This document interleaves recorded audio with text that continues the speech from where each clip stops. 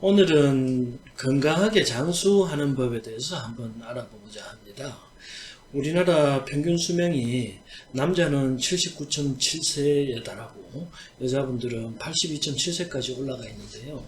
이렇게 평균 수명이 올라감에 따라서 건강에 대한 이 관심이 크게 높아지고 있습니다. 사실 오래 사는 것도 중요하지만 건강하게 오래 사는 것이 중요하죠.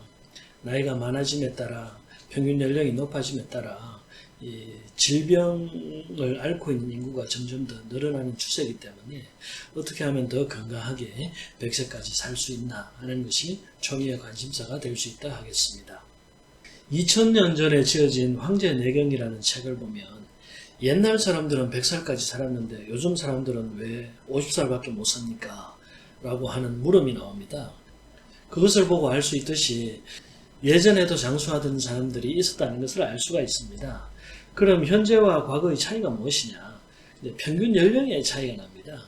요즘은 80살까지 올라와 있지만 예전에는 30살, 40살 정도밖에 되지 않았거든요.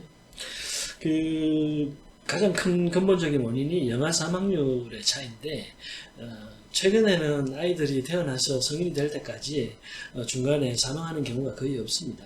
그런데 예전에는 태어나는 과정에서 죽기도 하고 또 질병 때문에 감염 질환이 한번 돌고 나면 영아나 소아들의 사망률이 굉장히 높았죠.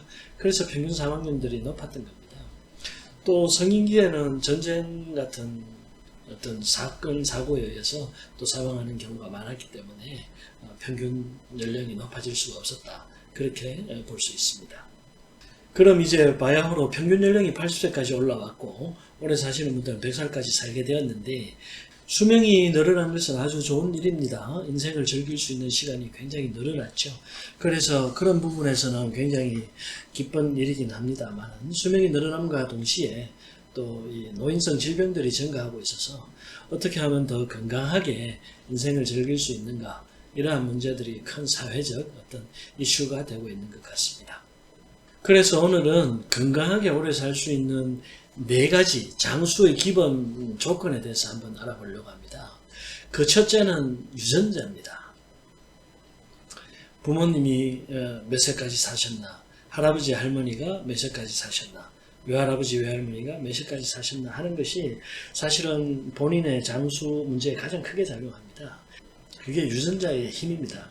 담배를 아무리 많이 피워도 80까지 사는 사람이 있고 술을 아무리 마셔도 80, 90까지 사는 사람들이 있는 반면에 담배도 피지 않았는데 폐암이 오는 경우도 있고 술도 안 먹었는데 간경화가 오는 사람들도 많기 때문에 되게 집안의 내력을 살펴보는 것이 내가 장수할 수 있나 없나의 첫 번째 조건이 될 수가 있겠습니다. 두 번째 조건은 위험한 곳에 가지 않는 것입니다. 여름에는 물가에 가지 말고 겨울에는 산에 가지 마시고 산을 좋아해서 에베레스트 등산을 가고 세계에서 가장 높은 봉우리 5개를 내가 정복했다 라고 자랑하는 사람도 있고 처음에는 건강을 위해서 자전거를 주변에서 공원에서만 탔는데 좀 타다 보니 재밌어서 철인 3종 경기를 나가게 되고 또 마라톤이 너무 재밌어서 울트라 마라톤을 즐기게 되고 혹은 물이 너무 좋아서 바닷속 깊은 곳에 경치를 보고 싶어서 스킨스쿠버를 배우고 미국 같은 경우는 자전거를 산에서 타는 사람들도 많더라고요. 우리나라도 지금 산악자전거 타시는 분들이 증가하고 있는 추세에 있습니다. 이런 스포츠를 즐기지 말라는 것은 아닙니다. 대신 이런 이제 익스트림한 스포츠들을 즐기다 보면 위험한 곳에 자주 가게 되고 위험한 곳을 즐기다 보면 아무래도 건강에 해로울 수가 있습니다. 너무 스피드를 즐긴다든지 오토바이 타는 사람 치고 크게 다치지 않은 사람 없다고 하고요. 또 자전거를 너무 오래 타다 보면 또 사고가 나게 마련이고 그런 것 같습니다. 그래서 너무 익스트림한 스포츠, 너무 익스트림한 취미 같은 것을 즐기지 않는 것이 사실은 장수하는 데 크게 도움이 됩니다. 흘려 들으시지 마시고 이 부분 항상 염두에 두시면 좋겠습니다. 세 번째는 운동을 열심히 하라입니다. 이 사람 몸은 공산품과 달라서 부속을 갈 수가 없죠. 공산품은 자동차 엔진이 고장나면 엔진을 바꿔버리면 된다든지 하면 되는데 사람의 심장이 고장난다고 해서 심장을 바꾸기가 힘들잖아요. 특수한 경우에 있기는 하지만 바꿀 수가 없습니다. 대신 사람은 기계와 다르게 죽을 때까지 끊임없이 세포가 재생을 합니다. 오래된 세포는 떨어져 나가고 새 세포가 자라고, 또 신경도 똑같죠. 신경도 그대로 두면은 자꾸 둔화되고 노화되고 낡아서 없어지고 숫자도 줄어듭니다. 그래서 운동을 끊임없이 해줘야 됩니다. 운동을 하면 새로운 세포가 자라고 새로운 신경이 자랄 수가 있고, 굳어지는 것을 막아주고 면역력도 향상되고 혈액순환에 대한 영양이 공급되고 오래된 노폐물을 또 제거할 수가 있고 해서 우리가 늙는 것을 막을 수는 없지만 천천히 늙게 할 수 있고, 또 질병에 이완되지 않도록 건강하게 사는, 건강한 세포를 유지하고 건강한 근육을 유지하고 건강한 뼈를 유지하는 데는 운동만큼 좋은 것이 없습니다. 운동을 할 때 가장 이제 유념해야 하실 것이, 사실 운동은 밥 먹는 것과 같습니다. 작년에 많이 했다, 작년에 많이 먹었다고 해서 올해 안 먹거나 안 해야 되는 것이 아니라 매일 조금씩 꾸준히 하시는 것이 건강에 도움이 된다 하는 것을 항상 염두에 두시면 좋겠습니다. 되게 나이가 들면 면역의 척도를 근육의 양과 비례해서 얘기를 합니다. 근육의 양이 너무 빠지면 여러 가지 질병들에 이완되기가 쉽거든요. 근데 근육의 양이 충분할 때 면역력도 튼튼하기 때문에 질병에 이완되는 경우가 좀 줄어듭니다. 그래서 젊을 때 30대, 40대 때에 충분한 근육량을 확보해 두시면 나이가 들어서 60, 70이 되었을 때 만성질환이나 노인성질환이 이완되지 않도록 도움을 줄 수 있는 어떤 뿌리가 될 수가 있겠습니다. 또 노화와 관련해서 가장 중요한 것이 뼈인데요. 뼈가 튼튼한 것이 나이가 들어서 건강을 유지하는 데 가장 중요한 역할을 합니다. 큰 역할을 하죠. 나이가 들어서 가장 위험한 것이 골절인데, 골다공증이 없어서 뼈가 튼튼하면 골절의 위험이 줄어들기 때문에 어떤 질환이나 손상의 위험을 크게 줄여줄 수가 있습니다. 흔히 생각하듯이 뼈가 평생 가는 것은 아니고요. 사람의 뼈는 그대로 있는 것이 아닙니다. 사람의 뼈는 피부와 똑같이 오래된 피부는 떨어져 나가고 새 살이 자라듯이 뼈도 오래된 뼈는 떨어져 나가고 새 뼈가 자라거든요. 그러니까 파골세포에 의해서 오래된 뼈는 녹아서 없어지고 조골세포에 의해서 새로운 뼈가 끊임없이 생성되는데, 대개 1년에 10% 정도 뼈가 없어지고 또 새로 생긴다고 합니다. 그래서 10년 정도가 지나면 거의 새로운 뼈가 우리 몸에 형성이 된다고 그렇게 알려져 있습니다. 그래서 이 뼈를 튼튼히 하는 것이 굉장히 중요한데, 우리가 골다공증이 있으면 뼈에서 칼슘이 빠져나가니까 칼슘을 먹는 것에만 주력하거든요. 그런데 이 칼슘이 뼈에서 빠져나오는 이유가 되게 이 혈액이 탁해지기 때문에 그렇습니다. 몸에 병이 생기고 질병이 생겨서 염증이 생기고 혈액이 탁해지면 그 탁해진 혈액을 중화시키기 위해서 칼슘이 뼈에서 나오는 것이거든요. 그래서 몸이 좋지 않을 때 칼슘이 더 많이 빠져나오고 골다공증이 더 심해집니다. 그래서 우리가 이제 칼슘을 먹게 되는데, 이 칼슘을 먹는다고 해서 이 칼슘이 꼭 뼈로 가는 것은 아닙니다. 아까 말씀드린 것처럼 혈액이 탁해지고 염증이 있고 몸이 좋지 않아서 이미 뼈에서 칼슘이 빠져나오고 있는데 칼슘이 뼈로 갈 이유가 없잖아요.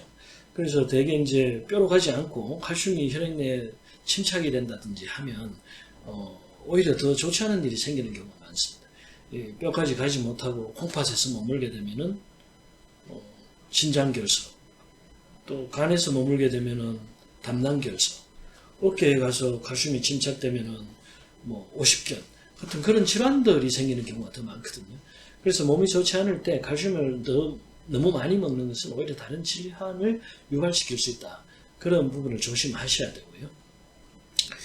또 이 칼슘이 뼈로 가게 하기 위해서는 가장 좋은 방법은 뼈에 부하를 주는 것입니다. 그러니까 쉽게 말하면 운동을 해야 된다는 얘기예요. 달리기를 하고 뛰고 매달리고 근력을 키우기 위해서 바벨을 들고 역기를 들고 턱걸이를 하고 탁구를 하고 배드민턴을 하는 그런 어떤 이 운동 부하가 걸려야 내가 뼈가 튼튼해야 이걸 이겨낼 수 있겠구나 하는 신호가 뼈로 가는 것이에요. 그래서 그때만 칼슘이 뼈로 갈 수 있기 때문에 칼슘만 먹지 마시고 운동을 충분히 해주셔야, 칼슘은 조금만 먹어도 됩니다. 미량 필요한 원소이기 때문에 많이 먹을 필요가 없고 오히려 운동을 열심히 함으로써 골다공증을 예방할 수 있다, 이렇게 말씀드릴 수가 있습니다. 네 번째로는 스트레스를 받지 말아야 됩니다. 화가 나고 짜증이 나고 하면 자율신경의 기능이 나빠지는데요. 이 자율신경의 기능이 나빠지면 교감신경이 흥분하게 됩니다. 교감신경이 과흥분을 하게 되면 수소이온이 증가하고 노폐물이 증가하고 신경이 과열되면 신경 손상이 생기거든요. 뇌신경이 손상이 되니까 두통, 어지럼증이 생길 수가 있고, 또 뇌신경 염증이 계속 진행이 되고 노폐물이 많이 쌓이면 치매나 파킨슨병이나 뇌혈관 질환들이 진행될 수 있잖아요. 뭐 하루아침에 진행되지는 않지만 늘 발언내고 늘 짜증내는 생활이 30년, 40년 진행이 되면 뇌세포가 파괴될 수밖에 없는 것이거든요. 그래서 조금 더 긍정적으로, 조금 더 웃으면서 살면 장수에 도움이 될 수 있겠다, 이렇게 말씀드릴 수가 있겠습니다. 대개 교감신경이 과흥분되면 이제 신경증상들이 나타납니다. 불면증, 심장의 두근거림, 귀에 소리, 입 마름, 눈이 따갑고 침침해지고, 심장이 두근거리고, 소화가 잘 되지 않고 하는 것들이 몸 전체의 어떤 건강을 해치게 됩니다. 그것이 하루 이틀이면 괜찮은데 10년, 20년 지속이 되다 보면 되게 몸 전체의 건강도 나빠질 뿐만 아니라 특히 신경의 손상이 커지기 때문에, 이 뇌신경의 손상이 축적이 되면 뇌졸중과 같은 뇌혈관 질환의 발생이 증가하기도 하고, 나아가서는 또 치매나 파킨슨 병으로 이완될 확률도 높아질 수가 있고요. 또 이 자율신경의 이상이 축적이 되면 교감신경의 과흥분이 축적이 되다 보면은 면역력이 떨어지게 되거든요. 면역력이 떨어지면 감염 질환이나 염증성 질환이 증가하는 것뿐만 아니라 암성 종양 질환도 증가할 수가 있기 때문에 이런 부분들도 유념해 두셔야 하겠습니다.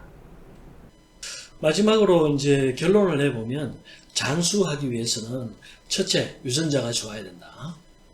둘째, 위험한 행동을 하지 말아야 된다. 셋째, 운동을 열심히 해야 된다. 넷째, 스트레스를 받지 말고 짜증을 내지 말고 즐겁게 살아야 자율신경이 건강해진다.